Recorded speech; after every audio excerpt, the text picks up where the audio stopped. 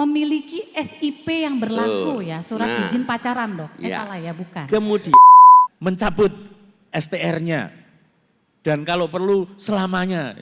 Kalau saya lagi nyetir, nanti mobil saya di stop polisi, kemudian saya ditangkap langsung dibawa ke kantor polisi untuk dipenjarakan. Memang jadi dokter gigi itu nggak ringan ya. Masih mau terus jadi dokter gigi?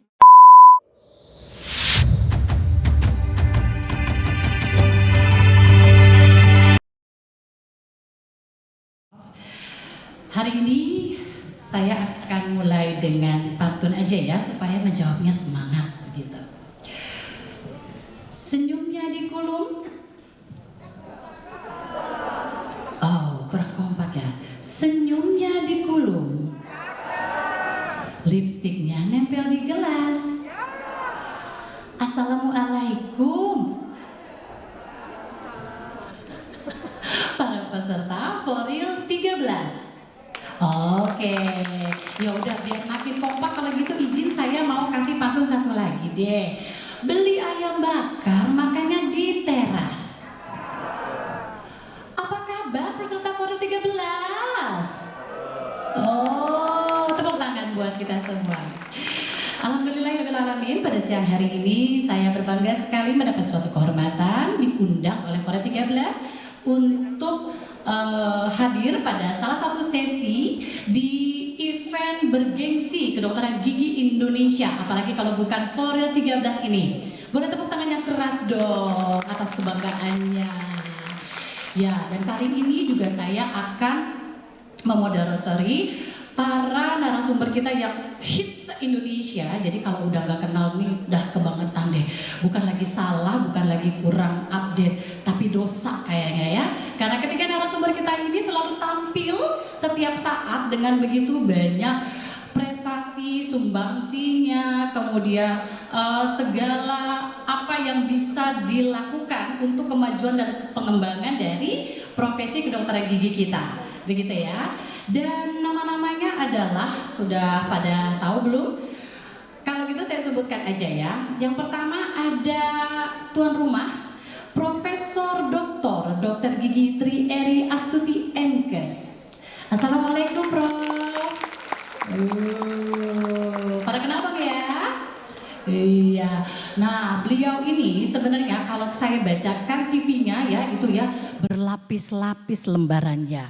Karena kita cuma dikasih waktunya 5 menit, padahal kita bisa bacanya beberapa jam untuk prestasi-prestasi dan karir beliau. Maka saya akan bacakan beberapa CV yang perlu diketahui selain dari prestasi-prestasi beliau ya. Semua sudah tahu ya pastinya kalau Prof. Eri ini adalah seorang guru besar ya. Walaupun badan beliau ya imut ya, tapi prestasinya itu segede gunung ternyata kan ya. Dosen juga dan prestasinya juga dibuktikan dengan karirnya sebagai Dekan FKG Sakti. Bangga dong yang punya Profesor Eri sebagai dekannya, boleh lagi tepuk tangannya. Oke. Nah beliau ini kan sebagaimana kita tahu ya, ternyata semua orang setuju kalau beliau adalah sosok seorang pekerja keras begitu ya. Ya pekerja keras dibarengi juga dengan pekerja cerdas tentunya. Pekerja ikhlas ya Prof ya, seringkali beliau menjadi tamu kehormatan tanpa dibayar sama sekali. Dan yang paling penting adalah baterainya beliau itu udah alkalin. Ya, nggak pernah habis, mau sampai jam berapa malam pun beliau punya baterai alkalin. Angkatan 90-an pasti tahu iklan alkalin ketika semua orang sudah pingsan, beliau masih berjalan dengan kekuatan baterai yang tidak pernah habis casannya, begitu ya. Ternyata kalau ditanya resepnya malah rajin puasa Senin Kamis loh. Dan ada lagi yang saya dapat informasinya Prof, ternyata beliau juga rutin mengkonsumsi jus KWA namanya. Hebat kan, kita bisa tahu jus KWA itu ternyata jus apa Prof?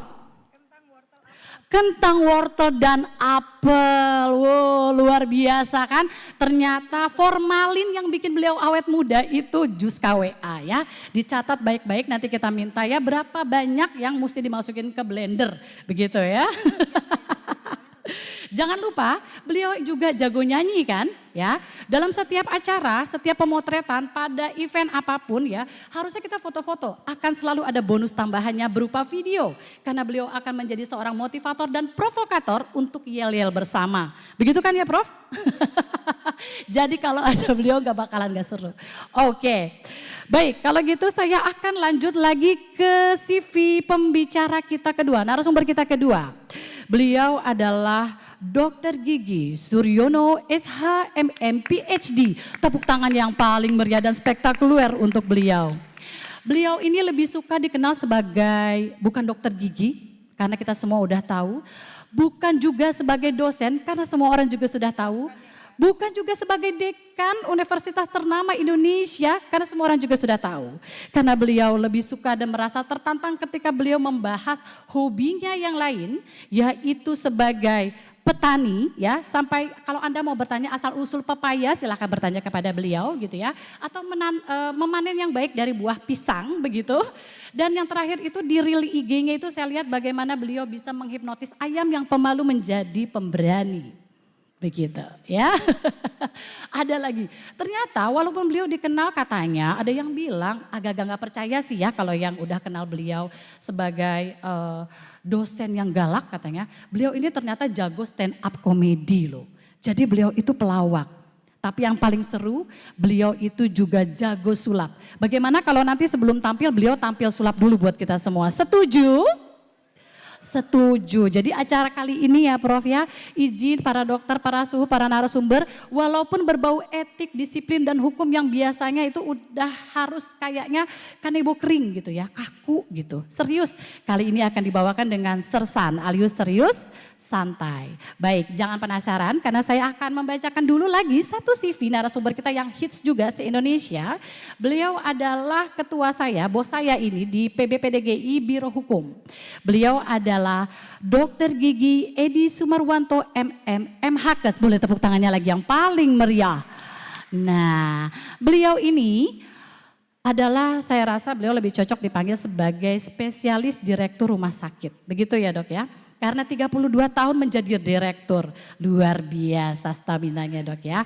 Dan ini beliau juga selain menjadi dosen di universitas-universitas terbuka, beliau juga ternyata mengajar di dentistpreneurship. Ya, mulai dari tata usaha. Oh, pernah punya hotel juga ya, Dok ya.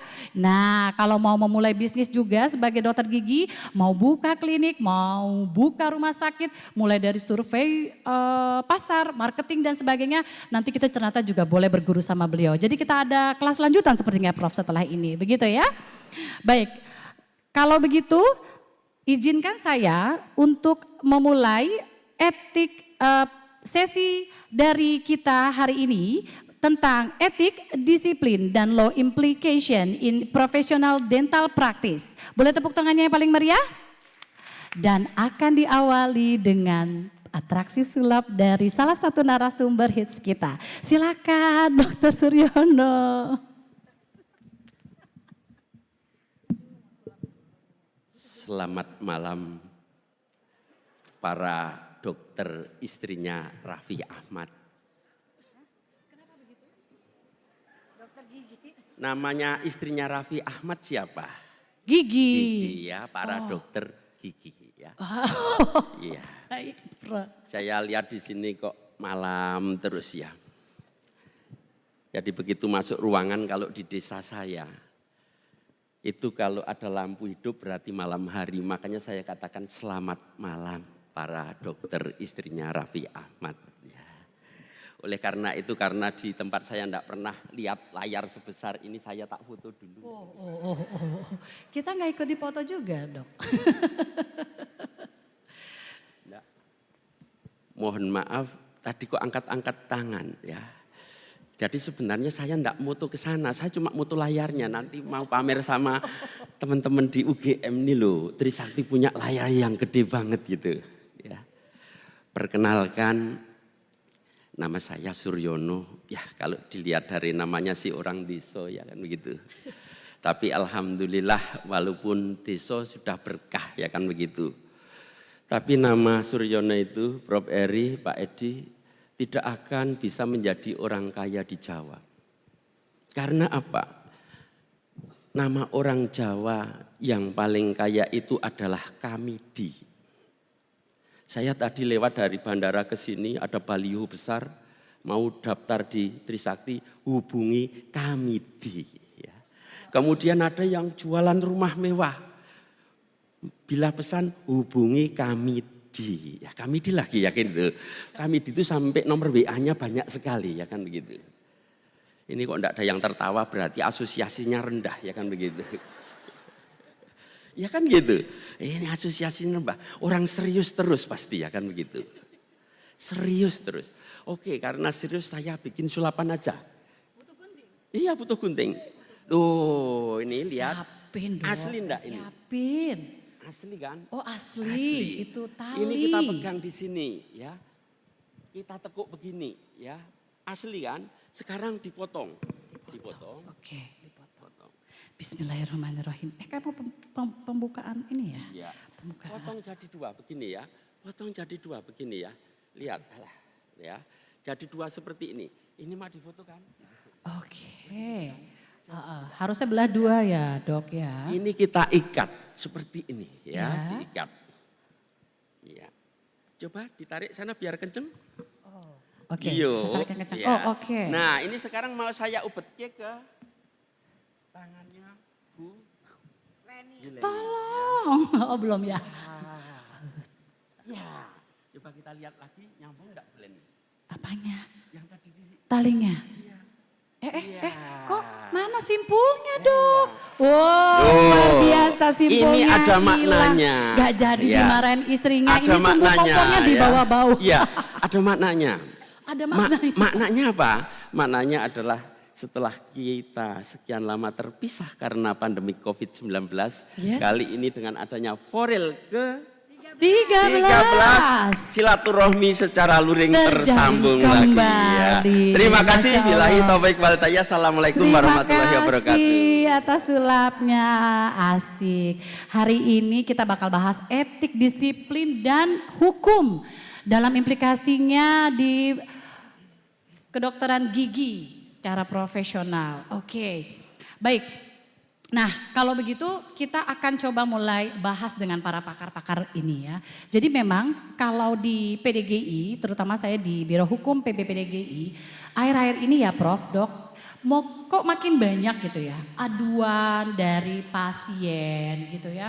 Kemudian keluhan juga dari pasien, bahkan dari rekan sejawat juga. Bahkan ada beberapa yang sudah dapat somasi gitu Prof. Ada yang sudah diadukan langsung ke MKDKI. Pasien kita ternyata lebih mengikuti update ya. Bagaimana dokter gigi itu ternyata bisa diadukan, bisa digugat, bisa dituntut gitu Prof. Ternyata yang paling lucunya lagi kalau kita panggil untuk klarifikasi gitu ya Prof ya. Banyak sejawat kita yang boro-boro tahu kalau dia sudah melanggar gitu. Karena biasanya keluhan-keluhan itu kan diakibatkan pelanggaran-pelanggaran yang mereka lakukan gitu ya Prof ya. Mereka nggak tahu dan mereka boro-boro juga gitu ternyata Prof tahu bedanya pelanggaran etik gitu ya. Apa itu gitu ya, mana yang disiplin, mana pelanggaran hukum gitu Prof. Terus kalau mereka mau tidak melanggar acuannya apa Prof gitu. Atau kemudian mereka sanksinya apa, siapa yang mengadili gitu. Dan yang terakhir nih yang lucu nih Prof ya, ini kisah nyata beberapa dokter gigi kita gitu Prof ya. Sampai ada yang stres karena diadukan, padahal dia baru diadukan biasanya ke MKDKI gitu ya. Tapi setiap kali ketemu menangis. Lalu saya bilang, apa yang membuat kamu menangis? Apa yang paling kamu takutkan, yang terburuk terjadi? Iya dok, saya takut keluar kalau saya lagi nyetir nanti mobil saya di stop polisi, kemudian saya ditangkap langsung dibawa ke kantor polisi untuk dipenjarakan. Padahal laporannya cuma MKDKI, bahkan belum sempat sidang ya dok ya. Gitu, jadi mungkin rekan sejawat juga banyak yang belum tahu, jadi kita minta pencerahannya ya dari para suhu kita, begitu Prof. Izin, silakan Prof. Terima kasih Dokter Leni, tepuk tangan dulu ya. Beliau ini nih cantik gini tuh magister hukum ya, lagi ambil dokter untuk hukum juga. Oke, terima kasih. Assalamualaikum warahmatullahi wabarakatuh. Salam sehat semuanya para sejawat sekalian.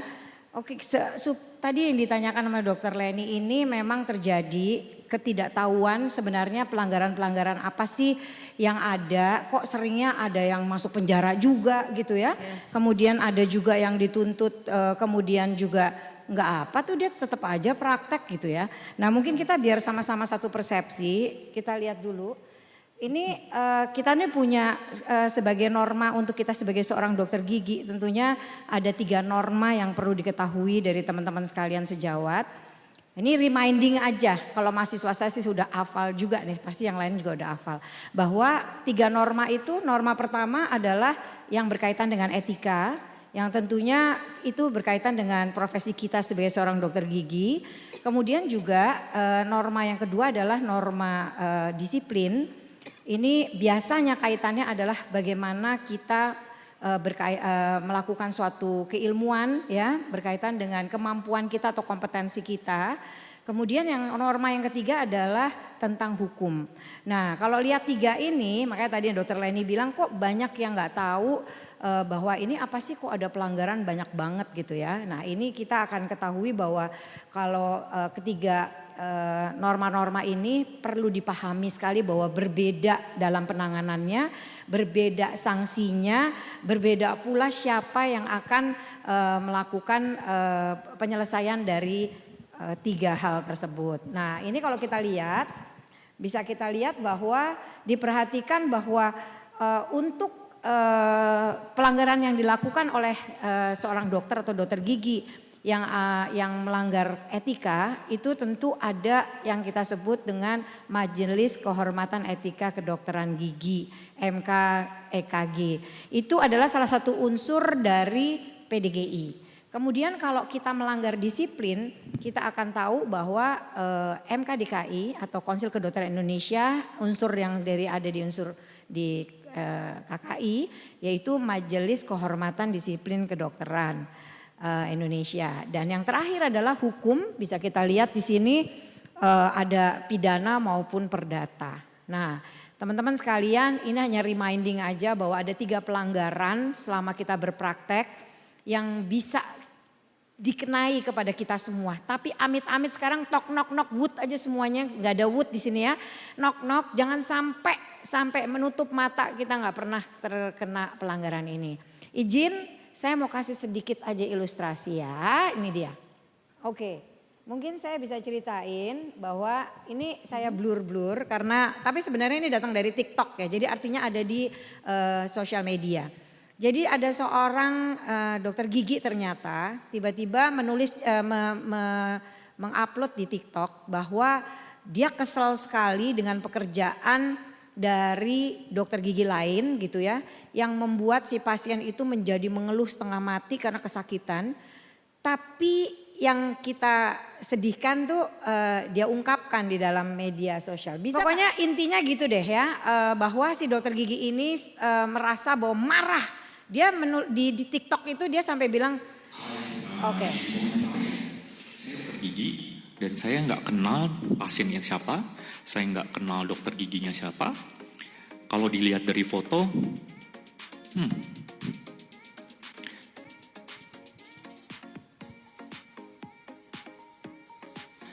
buat dokter belajar lagi anatomi dan siapa yang ngajarin lu begitu? Lu lulusan dari mana? Dan buat pasien, fear nothing. Karena itu hak pasien.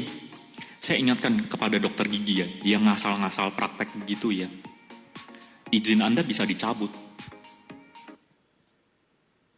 Oke, nah ini salah satu contoh yang ada di media sosial ternyata keluar, pasti tadi ada dari, saya sih terus terang aja sumbernya dari TikTok ya, bisa dilihat banyak sekali.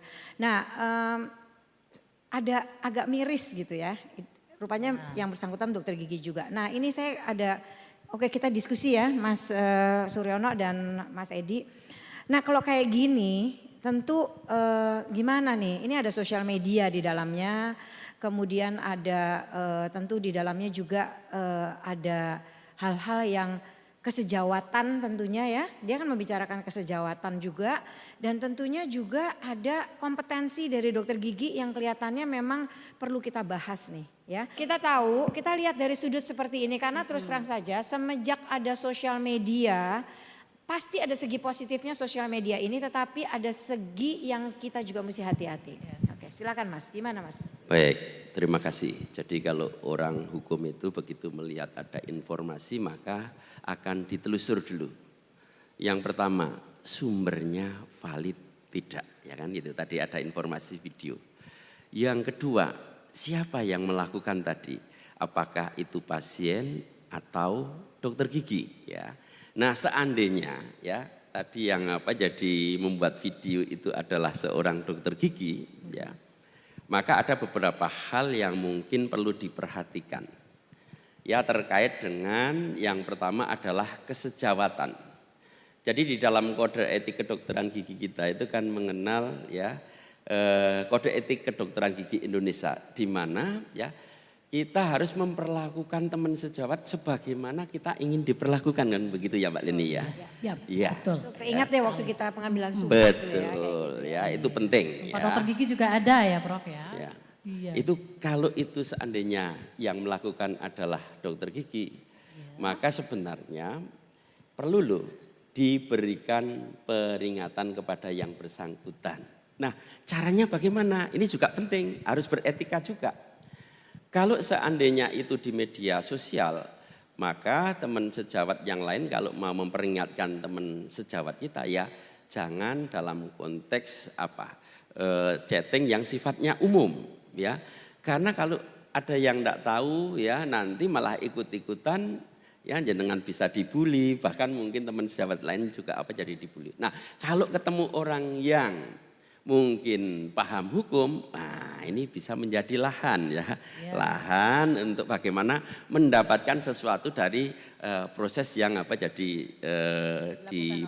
publish di media jadi sosial itu ya. Nah, tuh kan. Jadi teman-teman sekalian bisa kita lihat ini ini baru satu kasus nih ya, artinya kesejawatan. Artinya dia sudah melanggar justice yang kita punya di bioetika. Nah, kalau gitu ini kan baru antara ini ya, antara kesejawat dengan sejawat.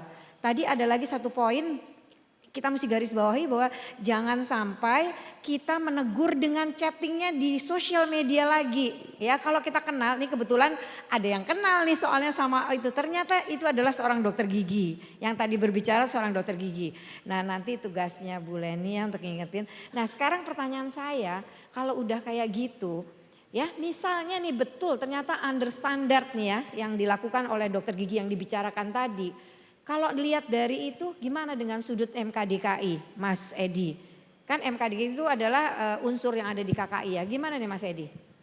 Baik, terima kasih para peserta semuanya dan para narasumber. Saya tertarik sekali video tadi itu. Sebenarnya saya sudah pernah nonton ini. Saya memang melihat bahwa menjadi seorang dokter gigi itu kan satu profesi yang memang keluhurannya perlu kita jaga ya. Oleh karena itu sebagai seorang dokter gigi memang terikat pada norma-norma yang tidak bisa kita itu semau gue gitu Prof. Jadi kalau tadi Prof menyebut bahwa terikat pada 3 norma itu adalah norma etik, norma disiplin dan norma hukum.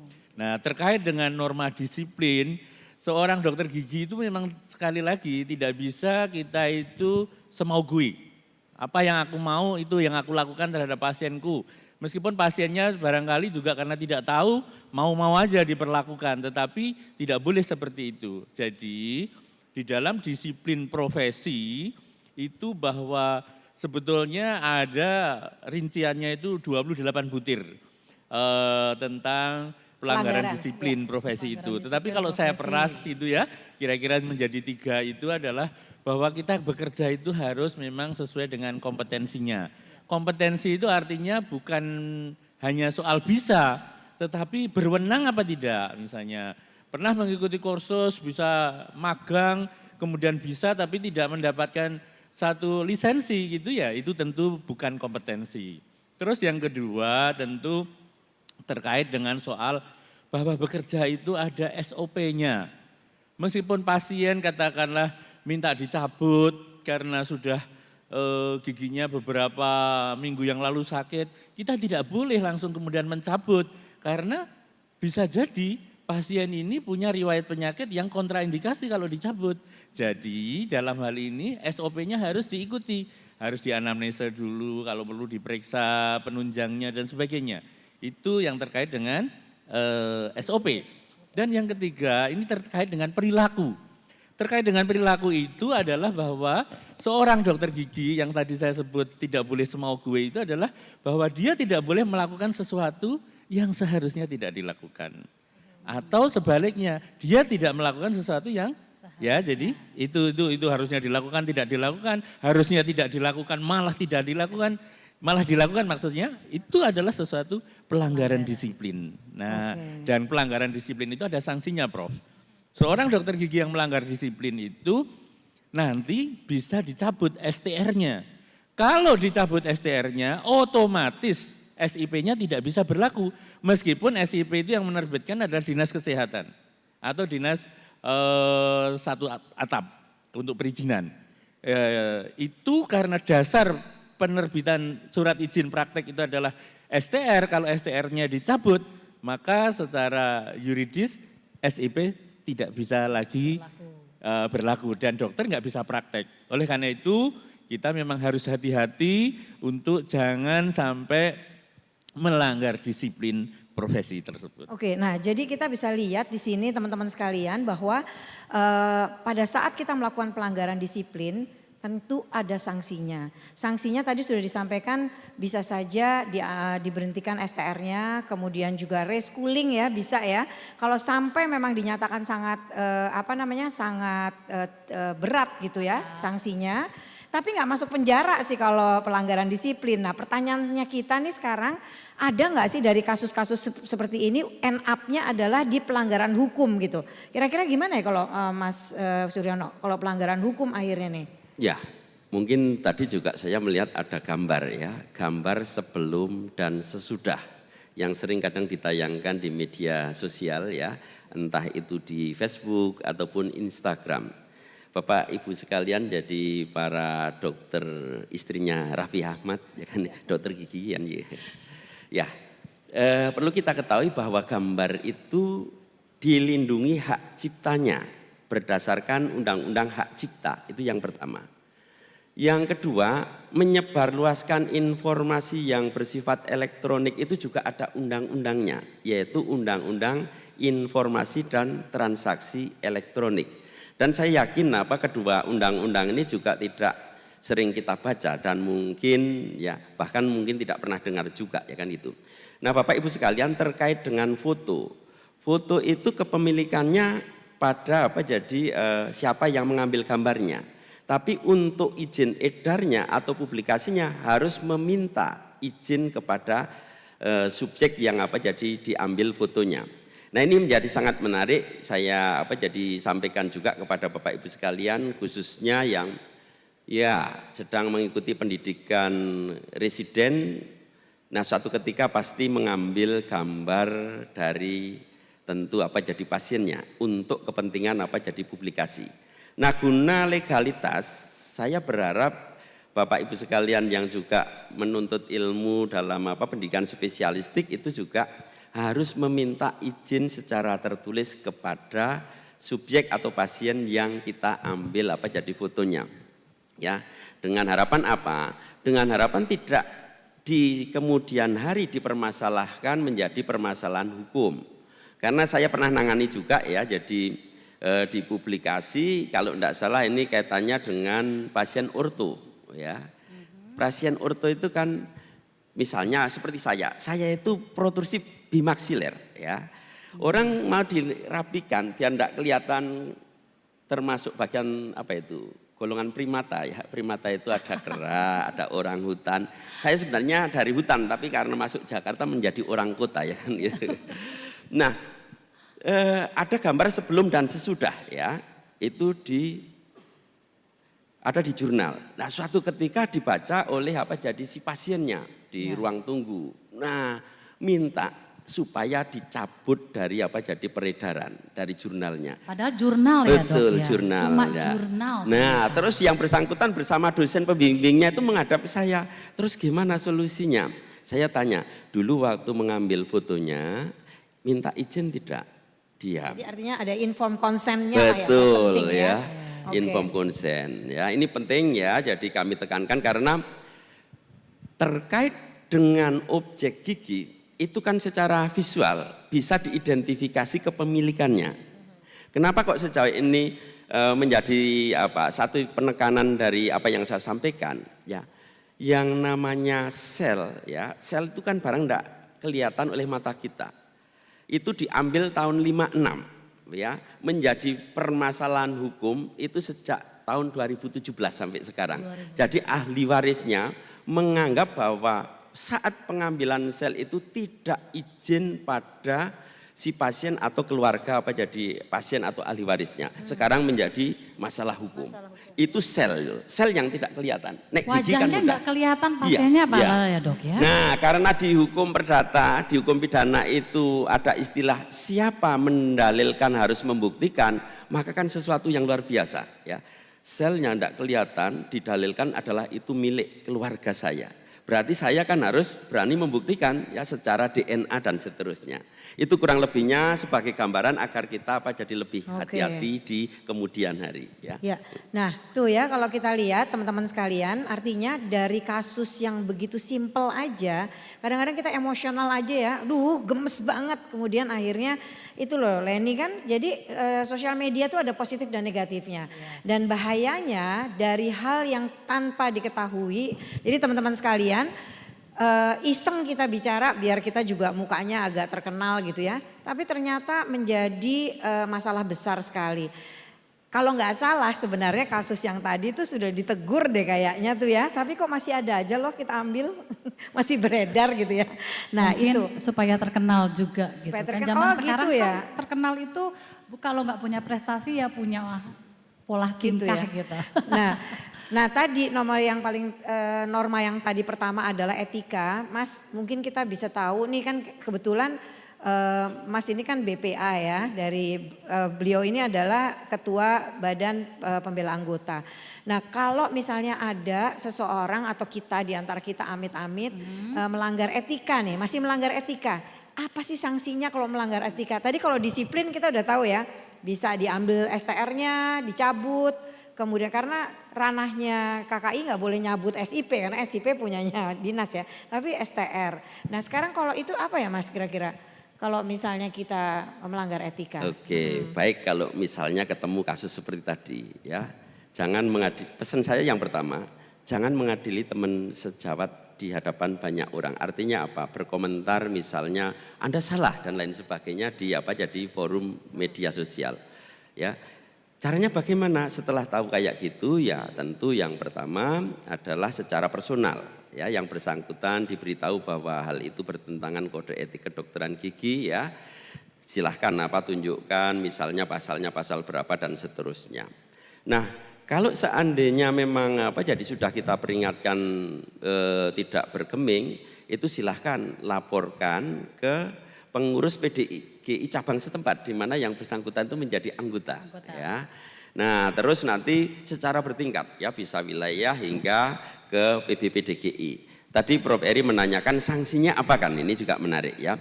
Jadi sanksi etik itu berbeda dengan sanksi hukum ya.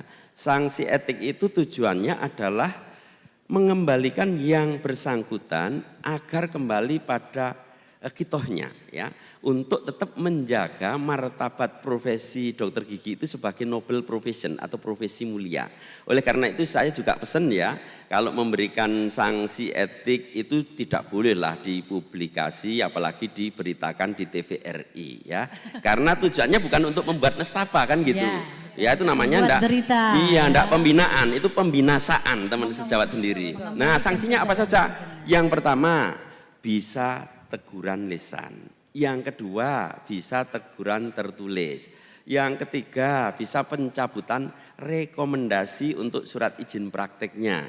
Yang keempat kalau kebangetan ya bisa juga dikeluarkan dari ikatan profesi. Ya, itu paling parah ya kan Paling begitu. parah, Ya, ya. ya, seperti itu. Oke, jadi sejawat dan teman-teman sekalian dan adik-adik mahasiswa itu untuk pelanggaran etika, karena etika itu kan memang lebih kepada keprofesionalan kita ya. Jadi itu kaitannya kepada Persatuan Dokter Gigi Indonesia sebagai organisasi profesi kita. Jadi tadi seperti Dr. Suryono bilang itu sih cuman bagaimana teguran antara sejawat dengan sejawat kita gitu ya. Nah, yang paling serem kalau suasananya di pelanggaran di disiplin nih. Nah mungkin bisa diceritain nih Mas, kayak apa sih suasananya? Karena yang saya tahu karena saya 5 tahun di Konsil Kedokteran Indonesia, itu kalau misalnya lagi bersidang tuh ya kayak sidang di pelanggaran hukum gitu. Tetapi kebetulan memang pelanggaran yang dilakukan adalah lebih banyak kepada pelanggaran-pelanggaran berkaitan dengan kompetensi. Kayak apa Mas suasananya? Atau izin, ini Prof, sebagai tambahan informasi bahwa beliau juga pernah menjadi anggota dari Majelis MKDKI, Majelis Kehormatan Disiplin Kedokteran Indonesia. Jadi beliau sangat berkompeten untuk menjawab itu. Dan ternyata memang kasusnya ya Prof, akhir-akhir ini memang selain rekan sejawat perlu mengetahui, ini juga menjadi proyek tambahan sepertinya Prof untuk beberapa oknum lawyer yang butuh jam terbang dan mereka biasanya justru tidak perlu dibayar gitu Dok. Mereka malah success fee namanya gitu Prof. Nah ini jadi kita juga perlu tahu selain sanksinya gitu nanti tips dan solusinya supaya kita bisa bekerja juga dengan aman dan nyaman gitu, tidak melanggar. Dan kalau seandainya diadukan ke MKDKI, ini beberapa kasus yang sudah kami dampingi ya, rekan sejawat Prof itu enggan, malu, takut untuk melaporkan ini ke PDGI Prof. Akhirnya PDGI nggak bisa bantu, kita berapa kali ya Dr. Suryono juga sampai putus asa, aduh udah tinggal bacaan putusan gitu Dok ya. Jadi gimana ya supaya kita itu bisa kalau diadukan ke MKDKI juga mudah-mudahan selamat gitu ya gitu Dok. Silakan Dok. Jadi sedikit aja teman-teman sekalian, ada yang namanya Badan Pembela Anggota. Jadi kalau kita jadi anggota PDGI, pembelaan anggota. Pembelaan anggota. Kalau kita jadi anggota PDGI, nah itu kita akan dibela kalau kita benar. Silakan tuh gimana tuh caranya? Ya Mas. Baik, terima kasih sekali. Ini obrolan yang luar biasa. MKDKI itu memang satu lembaga bagian dari KKI yang sebetulnya tidak hanya pasien yang bisa mengadukan, siapapun yang merasa dirugikan, kepentingannya terkait dengan pelayanan yang dilakukan oleh dokter atau dokter gigi itu boleh mengadukan ke MKDKI dan itu bisa personel, bisa juga lembaganya, misalnya rumah sakit punya dokter tapi sulit dibina, itu rumah sakit bisa saja istilah orang Jawa itu nabok nyilih tangan gitu. Jadi mengadukan dokter itu karena bekerja tidak sesuai dengan disiplin profesinya itu diajukan gitu.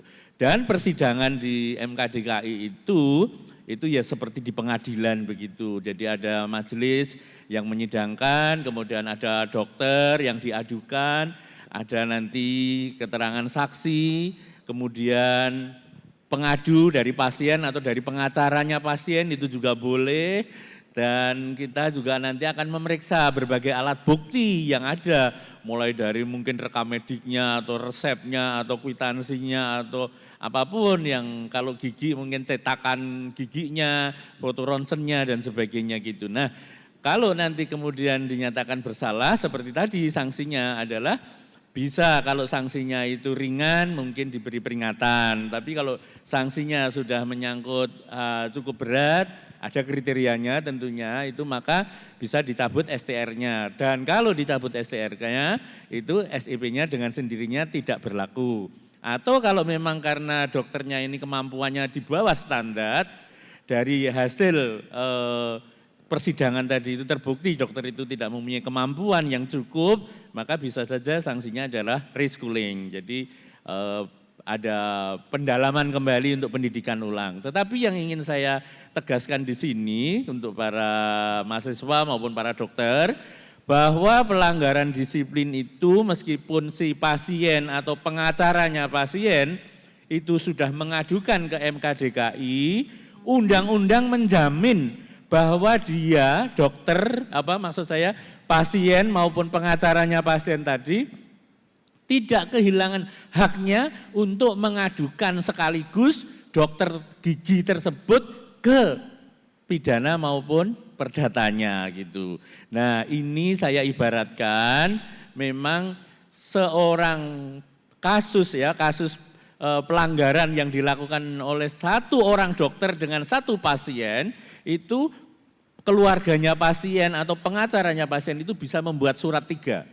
Kalau itu ada pelanggaran etiknya, maka dia membuat surat kepada organisasi profesinya, di PDGI, di MKEKG, bahwa ini dokter ini telah melanggar disiplin, melanggar etik, mohon untuk bisa diberikan sanksi yang berat misalnya begitu.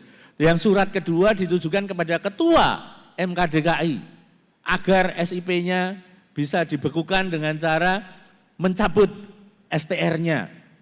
Dan kalau perlu selamanya, itu akan permintaannya itu kan bisa begitu. Karena dokter ini pada tanggal sekian telah melakukan tindakan begini-begini yang melanggar disiplin. Surat ketiga bisa dikirim ke kantor polisi. Dia menuntut secara perdata maupun pidana. Karena memang undang-undang praktek kedokteran menjamin seorang dokter yang sedang bermasalah dengan pasien tadi itu, pasiennya boleh mengadukan dokternya itu ke MKDKI sekaligus mengadukan ke ranah hukum. Demikian. Ya. Jadi oleh karena itu Jadi kita harus luar hati-hati. biasa. Enggak ya dok ya, Ya, ternyata ya. kalau misalnya seorang dokter gigi itu berhadapan dengan pasien yang dalam tanda kutip ini agak-agak rese gitu bahasa kita ya dok ya, bisa ternyata diadukan pada saat yang bersamaan gitu ya ke PDGI-nya gitu kan, karena disinyalir ada pelanggaran etik begitu. Kemudian juga diadukan ke MKDKI, kemudian diadukan juga secara hukum baik perdata maupun pidananya gitu ya dok ya? Ya, jadi begini, saya ingatkan sekali lagi bahwa kalau ada pelanggaran hukum, itu di dalamnya pasti ada pelanggaran etik. Meskipun kalau ada pelanggaran etik belum tentu ada pelanggaran hukum. Kaidah semacam ini berlaku.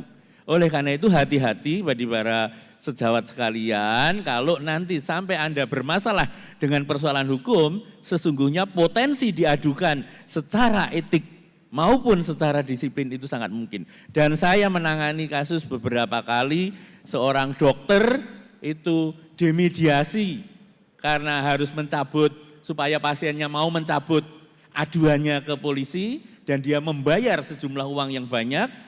Tapi MKDKI itu tidak bisa dimediasi.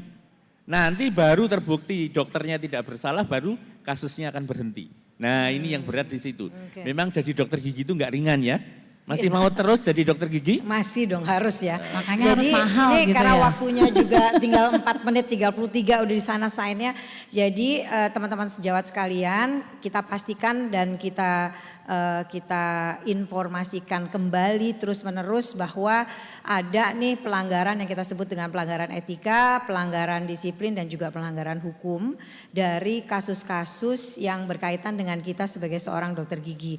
Sehingga kami sih semua ini benar-benar menyarankan mari kita menjadi seorang yang profesional dentist pastinya, Dr. Leni kan pastinya ya, dan bekerjalah benar-benar sesuai dengan standar operating prosedur yang ada. Supaya kalau sampai nih amit-amit, kita kan bisa aja manusia kan pasti ada salahnya nih Dr. Leni ya. Misalnya kita suatu hari membuat suatu kesalahan, tapi kesalahan yang kita bisa pertanggungjawabkan karena kita melakukan sesuai dengan standar operating prosedurnya, maka beliau dari badan pembelaan anggota yang bisa membela kita karena kita sesuai. Jadi satu tadi ada inform konsennya kita punya, kemudian kita memang ada rekam medisnya, dan kemudian tentunya kita memang sudah menjalankan sesuai dengan SOP-nya. Insya Allah sih kita semuanya akan selamat untuk dapat dibantu oleh PDGI. Mungkin Mbak Leni silakan kalau ada yang mau ditambahin gitu ya. Ini saya benar-benar ingetin banget buat adik-adik dan teman-teman sejawat sekalian.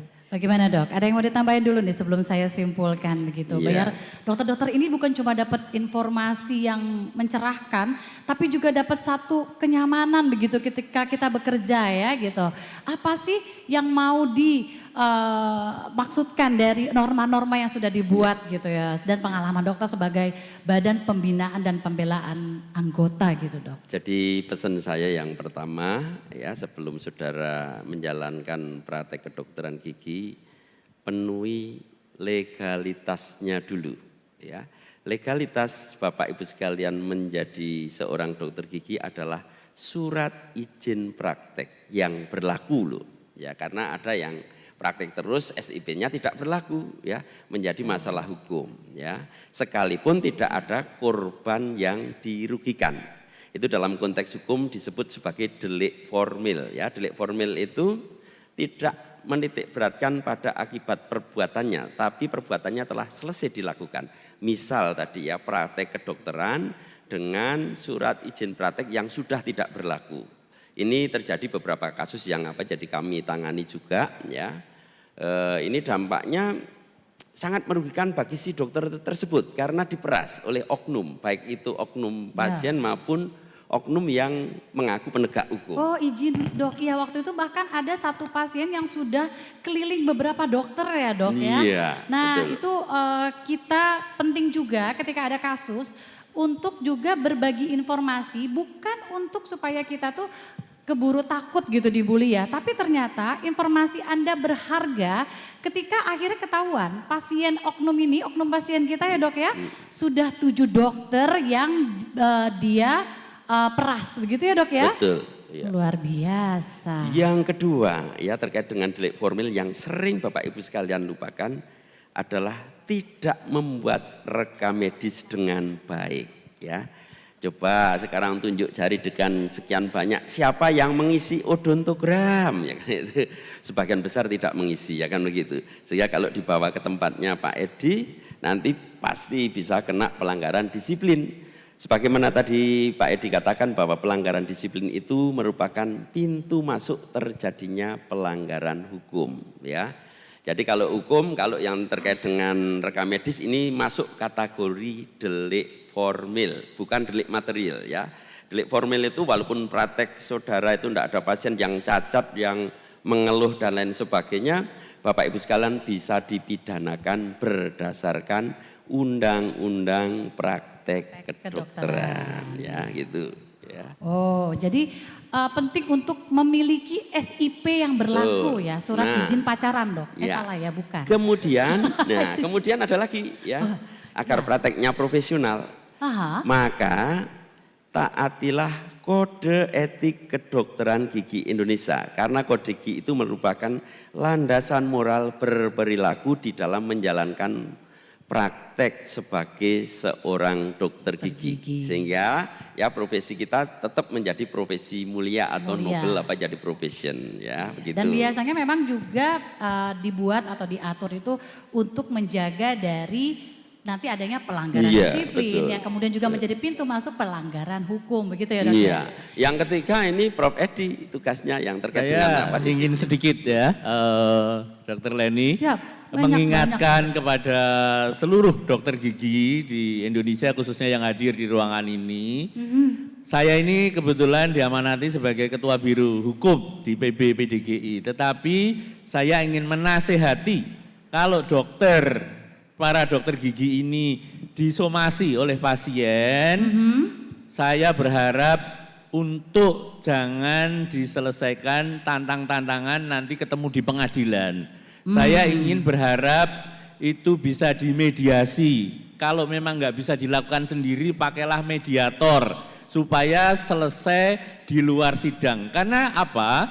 Kalau sampai dokter gigi ini nanti kasusnya dibawa ke pengadilan, kita tahu ada persoalan-persoalan yang kadang anomali ya di pengadilan itu, sehingga yang kalah itu kadang yang menang saja jadi arang, yang kalah bisa jadi abu.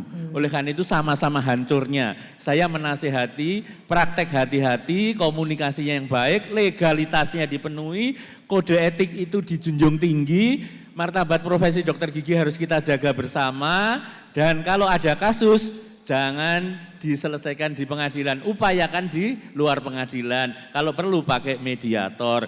Kalau perlu para dokter gigi belajar menjadi mediator. Saya kira Nanti ada demikian. pelatihannya berarti dari PDGI Ada juga pelatihannya, ya, Dok, ya? gitu. Oke.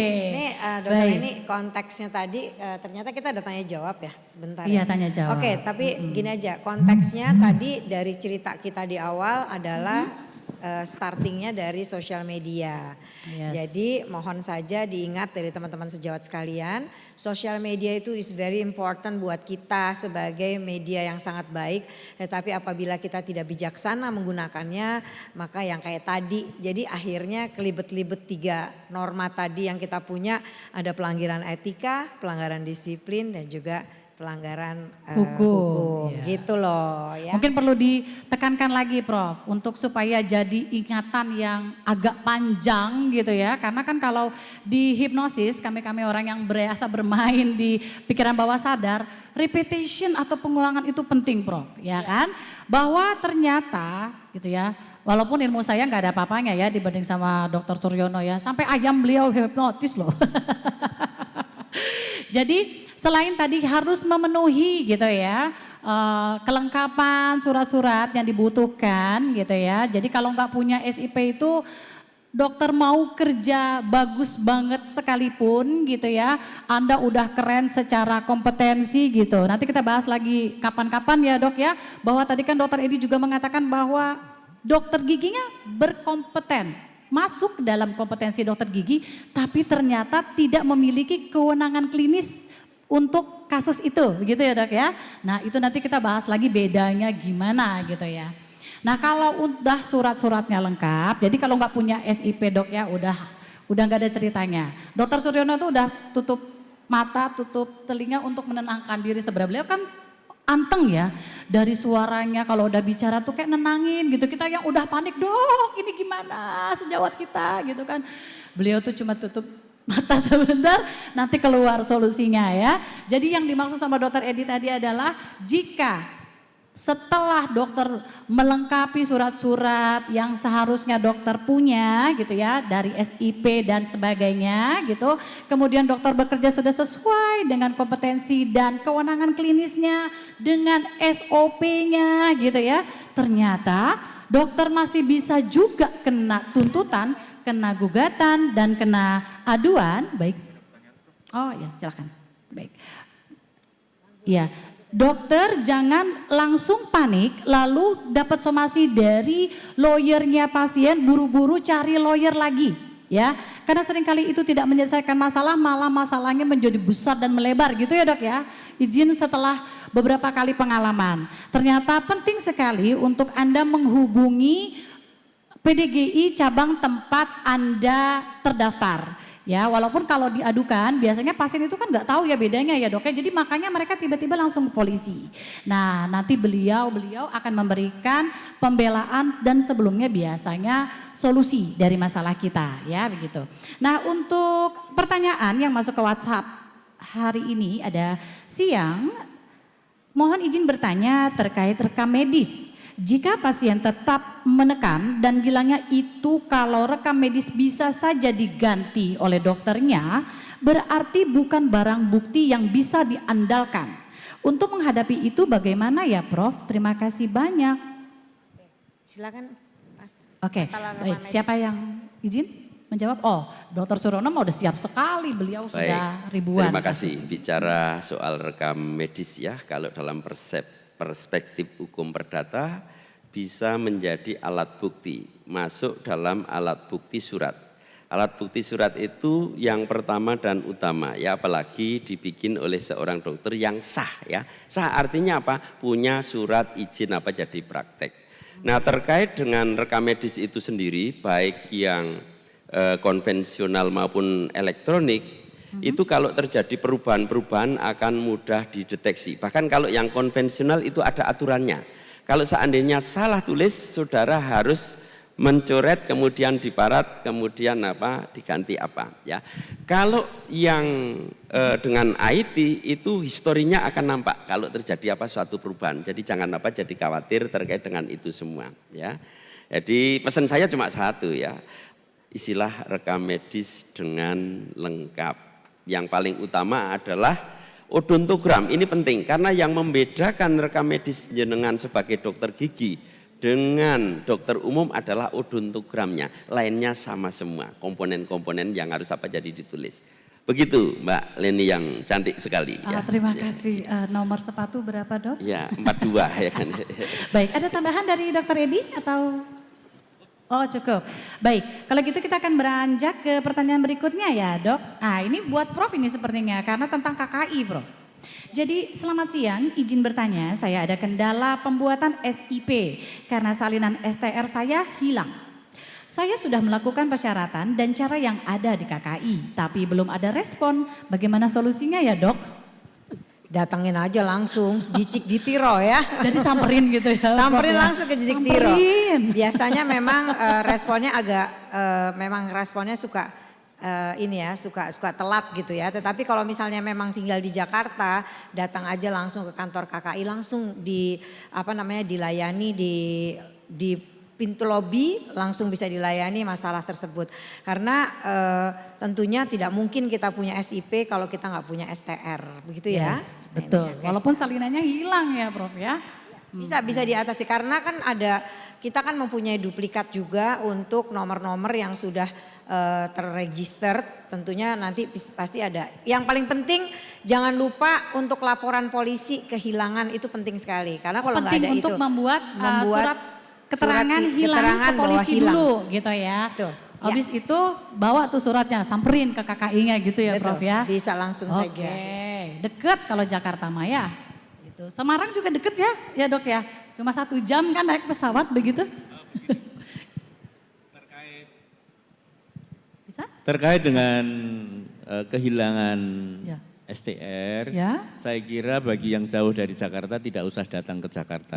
Saya punya pengalaman kehilangan STR itu bisa diurus hanya melalui ada aplikasinya. Saya kira Aplikasinya, nanti ya. begitu. Di situ ada membayar juga berapa gitu, nanti bisa selesai. Kemudian akan dikirim kembali STR pengganti. Mungkin kendalanya karena melalui aplikasi itu kan ribuan gitu ya Prof ya. Makanya dia belum dijawab gitu. Karena pengalaman terakhir saya ngisi STR sih cepet banget sih ya Prof ya ternyata gitu. Akhir-akhir ini memang sih STR cepet ya untuk surat tanda registrasi, dicoba lagi. Tapi kalau sampai dia juga tidak membalas gitu, kita datangi gitu.